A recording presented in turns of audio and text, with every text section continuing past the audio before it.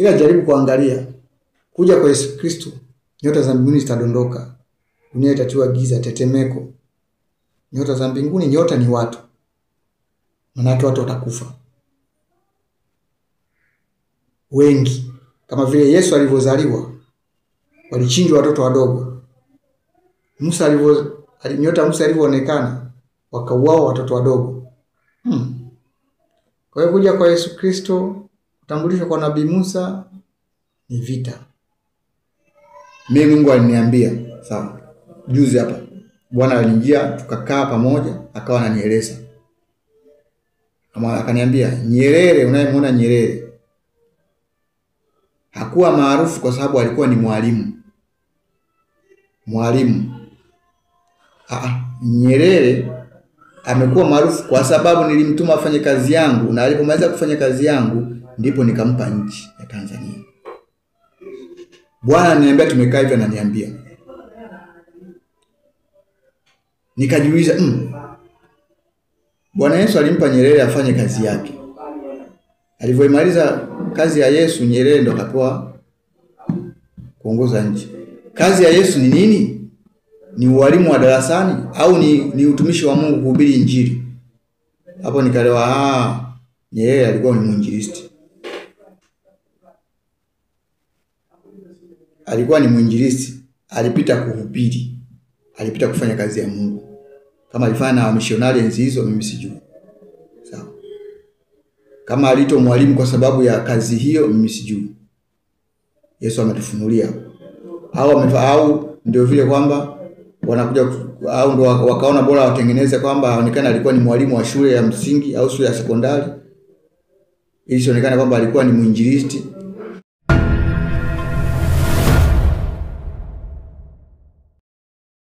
Shalom, Bwana Yesu asifiwe. Karibu na kukaribisha tena. Leo nataka nizungumzie ya Wakenya. Amen.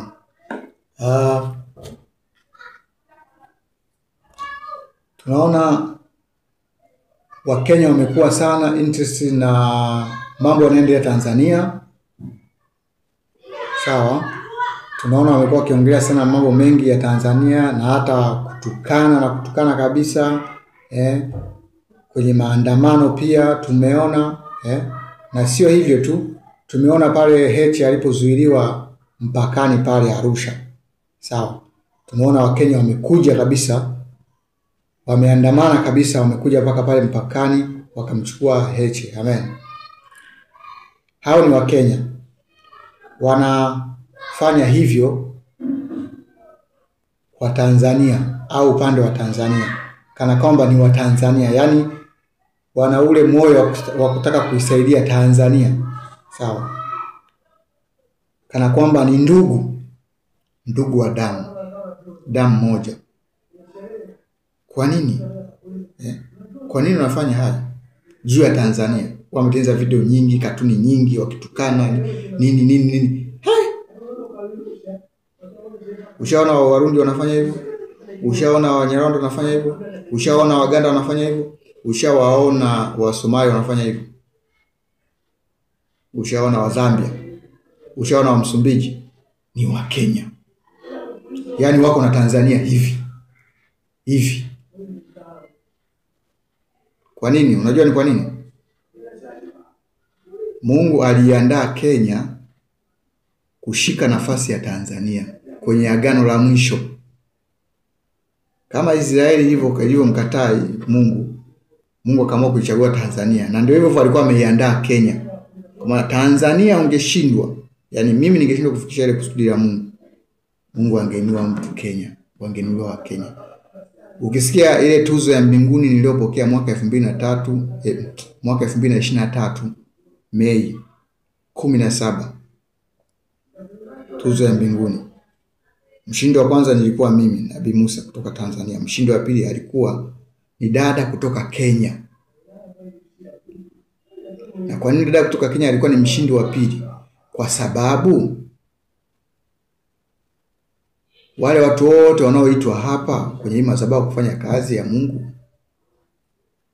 hawataki, yaani wanaangalia madhabahu haifanani na level zao na vyeo vyao, wanapuuza. Sawa.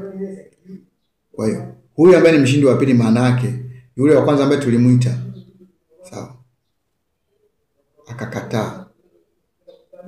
Kwa huyu Mungu alimuinua mwanzoni kabisa, akasimama na kusudi la Mungu mpaka alipomaliza kazi yake, na Mungu akasema kazi yako imeisha.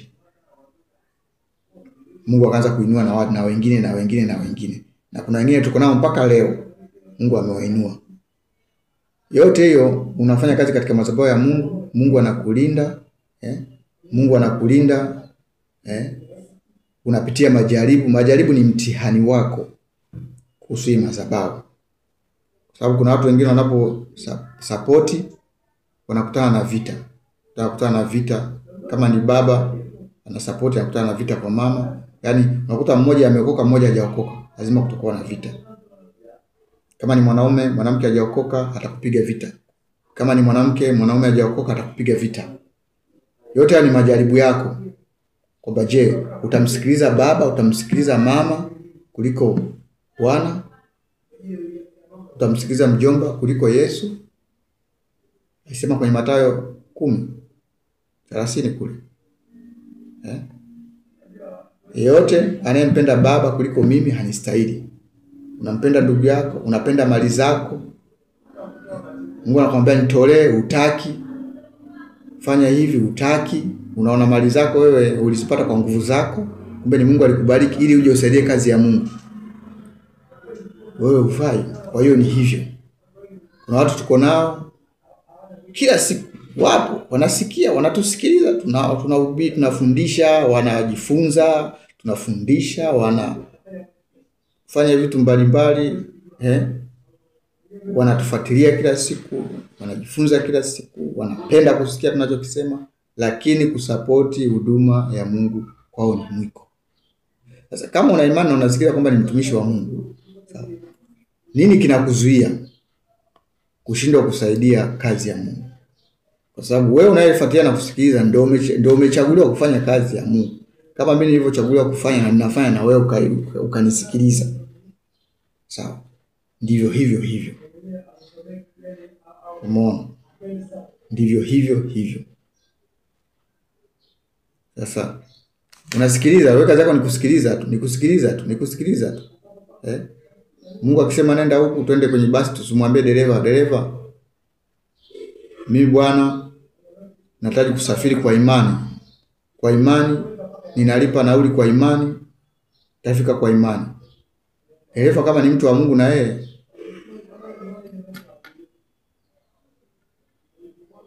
atanipandisha kwa imani. Atanipandisha kwa imani. Sawa. Lakini tuko na watu ambao sio watu wa Mungu, tuko na watu wengi ambao wanatuzunguka ambao hawamjui Mungu. Kwa hiyo ndio maana inatakiwa matendo. Imani bila matendo imekufa.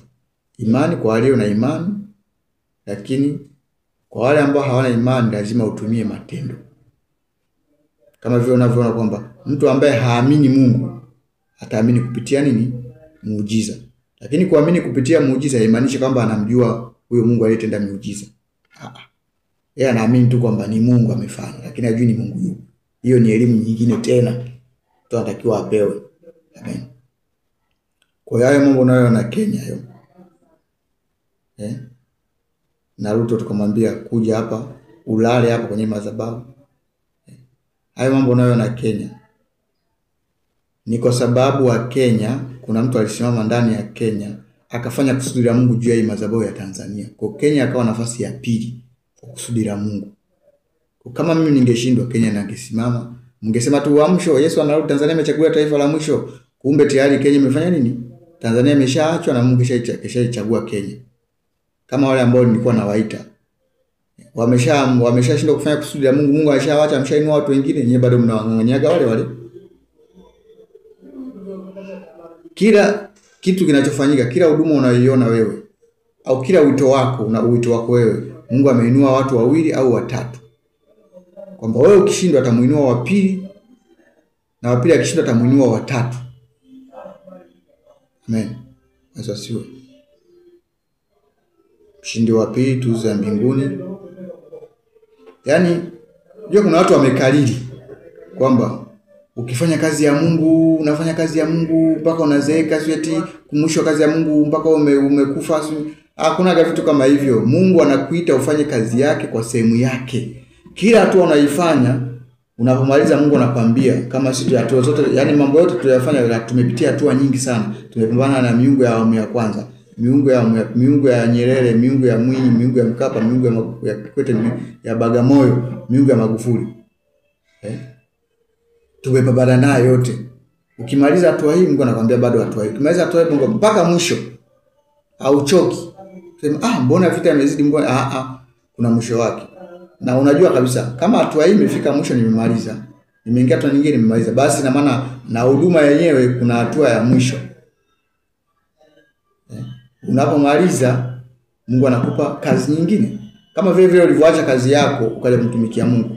Hivyo hivyo ukimaliza sehemu yako uliopewa, Mungu anakupa kazi nyingine. Atakuambia nenda kafanye biashara yako, nenda kafanye kazi yako, au kafanye hivi, kwa sababu umeshamaliza ile kusudi yako. Yaani nilikuita kwa wakati kama huu, umeshafanya, umemaliza, rudi kwenye majukumu yako. Au anakuongeza na zaidi, anakupandisha zaidi. Ndio Mungu anavyofanya.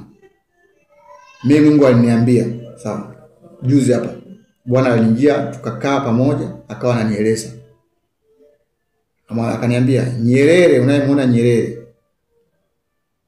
hakuwa maarufu kwa sababu alikuwa ni mwalimu.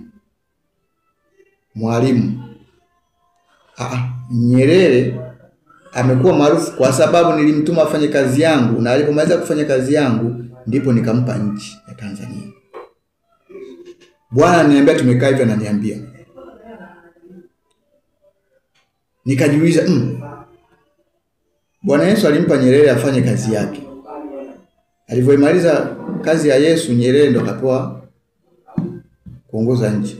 Kazi ya Yesu ni nini? Ni ualimu wa darasani au ni utumishi wa Mungu, kuhubiri Injili?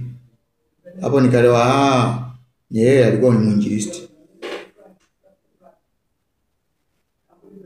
Alikuwa ni mwinjilisti, alipita kuhubiri, alipita kufanya kazi ya Mungu. Kama alifanya na wamishonari enzi hizo, mimi sijui. Sawa. Kama alito mwalimu kwa sababu ya kazi hiyo, mimi sijui. Yesu ametufunulia. Au ndio vile kwamba wanakuja, au ndio wakaona bora watengeneze kwamba aonekane alikuwa ni mwalimu wa shule ya msingi au shule ya sekondari, ili sionekane kwamba alikuwa ni mwinjilisti, kwamba ili asionekane kwamba ni mchungaji, ndio amekuwa rais. Amen. Kwa hiyo wanafanya vitu vya namna hiyo. Kama walifanya hivyo, mimi sijui. Kama Nabii Musa leo watamuita nani?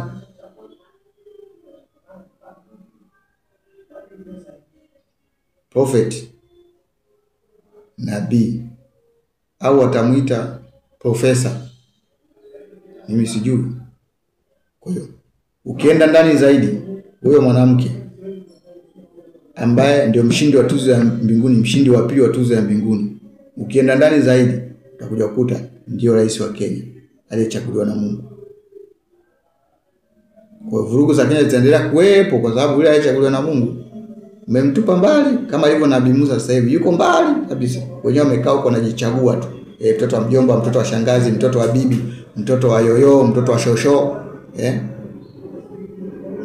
Fujo haziishi. Ila jaribu kuangalia kuja kwa Yesu Kristo, nyota za mbinguni zitadondoka. Dunia itatiwa giza, tetemeko. Nyota za mbinguni, nyota ni watu. Maana watu watakufa wengi. Kama vile Yesu alivyozaliwa, walichinjwa watoto wadogo. Nyota Musa alivyoonekana, wakauawa watoto wadogo. Kwa hiyo kuja kwa Yesu Kristo, kutambulishwa kwa Nabii Musa ni vita.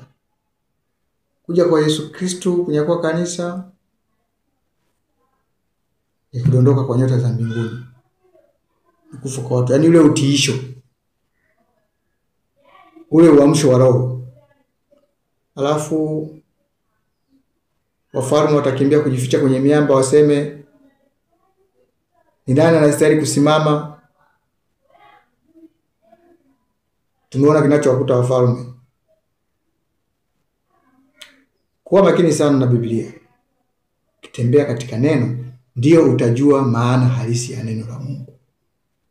Acha kujifariji kwa maneno. Unapoambiwa ukweli unataka ujifariji kwa vifungu vya Biblia. Simama, ukiambiwa ukweli simama katika kweli. Acha uovu, simama katika kweli. Usitaki kujitafutia uhalali wa kutetea uovu. Mungu akubariki sana.